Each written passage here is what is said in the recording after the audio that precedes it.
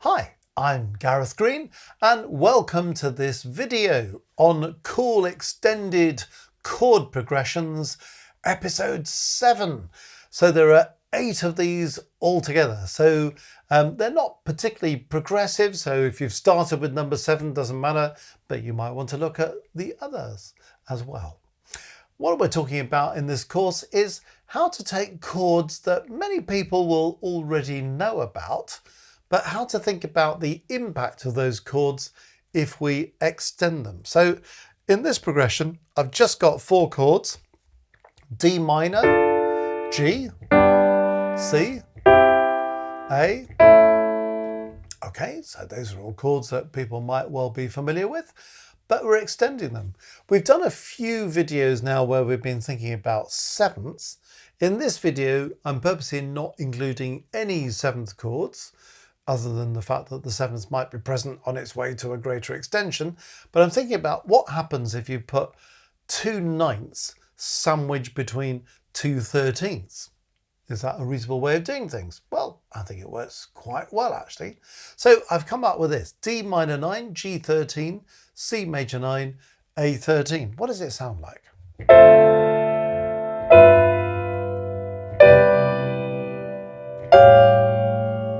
And you can hear that that probably wants to go on somewhere else from there, doesn't it?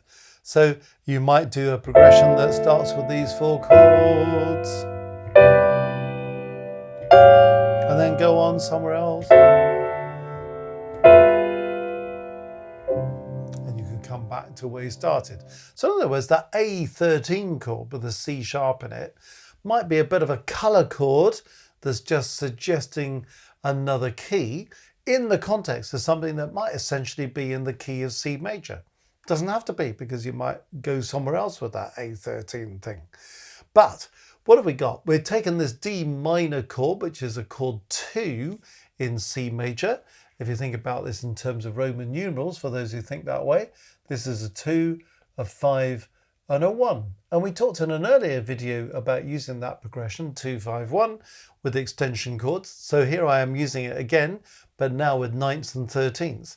And then having finished it, just to say, what happens if you then go somewhere else and go for an A13 chord in this case? In other words, a chord that's nothing to do with C major, because C sharp certainly isn't anything to do with C major. How would that pull you then in another direction in the way that I've just demonstrated? So quite rich, these chords. So D minor 9. Here you've got a root, a third, a fifth, a 7th, and a 9th. Great sounding chord. I've done this in quite a thick scoring. So 1, 2, 3, 4, 5, 6, 7 notes there. You could thin it out a bit if you want to. That's absolutely fine. You notice things like the C's are double notes. The A's are double notes, so you don't have to have them in both octaves if you want to have a thinner sound there, but it's kind of nice sound. But great to experiment. Experiment with what happens if I put that D minor 9 in different formats. It's kind of quite close and intimate down here. Then you can make it more spaced as you do this. So one thing is to take each chord and think, how many different voicings of the chord can I find? And then going from that D minor 9 to a G13, where I'm opening up a bit of space here. You notice those notes are a bit more widely spaced, because sometimes you get a closely spaced chord followed by a wider space. It's quite a nice thing. Then I'm coming back to a closely spaced chord again, then doing a wider spacing. So in this case, closely spaced for the ninths, more widely spaced for the 13ths. You don't have to do that at all. It's just another thing to think about while you're dealing with these extended chords, particularly when you go beyond the 7th. How many notes do you want in each chord? What's the voicing? What's the spacing? How does it progress from one chord to the next? When do we have more intense spacing or voicing?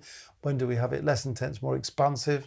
How does it work? Can I follow the pattern like these 2 ninths sandwiched between the 2 thirteenths, making the 13ths a bit more open and the ninths a bit more closely packed? But you could do the opposite. You could do something else. So it's just ideas to kind of play around with. And again, you can do something arpeggiating your chords.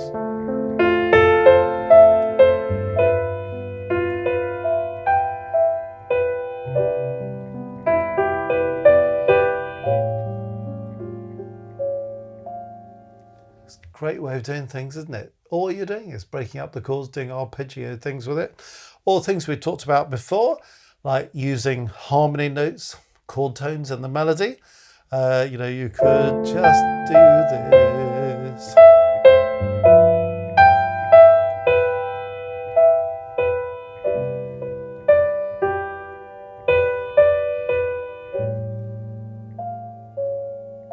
You could do stuff like that. You just do melodic things with chord tones or harmony notes, or use these inessential notes on non-chord tones we've talked about before.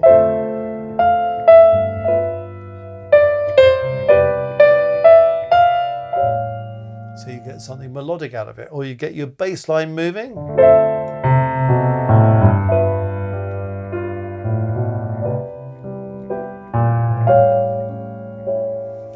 Bit of both, bit of part movement in the middle maybe. So just an opportunity, again, to take 4 chords, as simple as that, to take a recognizable progression and then put a chord on the end of it that's less recognizable, just to say, oh, there's a color, a different direction that I may not have traveled in before, that I could do that. And then think, what are the implications of working with just 9ths and 13ths alternating? And how do I think about textures and so on?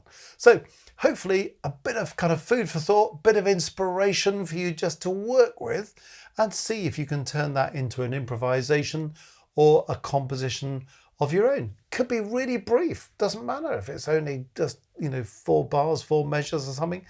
But you might think, actually, I can carry on and do this a bit more. I can put these chords on a loop and keep going around them in different ways, let them evolve in different ways. Or maybe I could write some other extended chords beyond this that kind of follow onto the back of this. So in other words, just ways of developing your chord ambitions, as it were, to see what happens. And at the end of the day, it's all about what it sounds like. So don't worry too much about, am I allowed to do that? If it sounds good, go for it and see if you can turn it into something that makes musical sense. So this is all very practical in its intention. So if you can get playing these, that is definitely the way to do it. And just use your imagination, listen to the sound, hear what works, hear what doesn't work. And there's nothing wrong with making mistakes. If you use a chord and think that really sounds foul, you learn something from making those mistakes, like, okay, that doesn't really work after this. Or maybe it works, but I've got to voice or space that chord differently in order to make it work. So food for thought, little bit of inspiration for developing things beyond the limits that may have been just holding you back a little bit to this stage. And if you've already done all this stuff before, well, great. It's always good to talk about it, always good to think about it again, to see new perspectives on it, to see where it takes you. Well, if you've enjoyed this video, let me take you to our website. The Music Matters website is www.mmcourses.co.uk. There are loads of courses on there, loads of other things as well. And one thing that people continually say to us is, I'm a little bit sketchy on some of my theory knowledge, and I really feel that I would like to just go back and do a bit of a refresher, maybe learn some things that I never knew in the first place, maybe just relearn things that I once knew and then forgot. And as you do that, you find it pieces together all sorts of things that may have been troubling you for some time. So if you have a look at our theory courses, you can see that we're starting at this grade 1 and we're building up to grade 8. So you can have these as separate grades, or we sell them in bundles. So if you buy a 1 to 5 grade bundle, you get 20% off. If you buy a 1 to 8 grade bundle, you get 30% off. So how about that? And there's a huge volume of material there. And time again, people take this course. It's our most popular course. And they say to us, oh, wow, I wish I'd done this ages ago. There are things there I never knew. Now I know them. That makes sense. I always knew this, but I never knew that. Now I know that. This makes a lot more sense.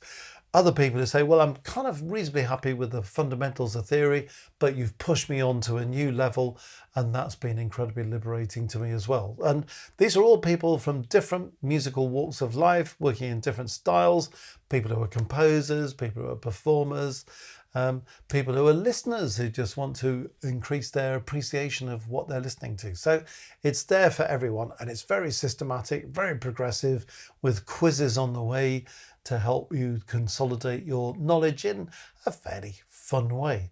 Full of content, that's the main thing. So if that's for you, you can find it and lots more besides at www.mmcourses.co.uk.